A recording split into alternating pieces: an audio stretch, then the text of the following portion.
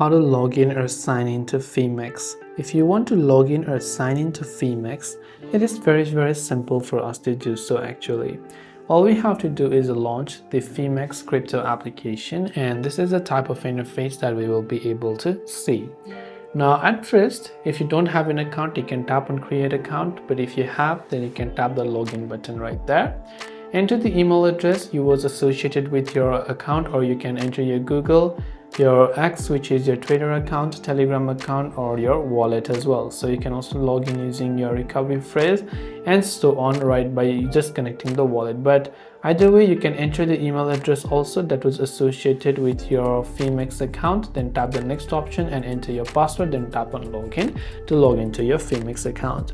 So this way you can log into your Phemex account. I hope the video helped you out, and if you have got any further questions, feel free to leave them down in the comment section below. As always, thank you for watching till the very end of the tutorial, and see you soon in the next video.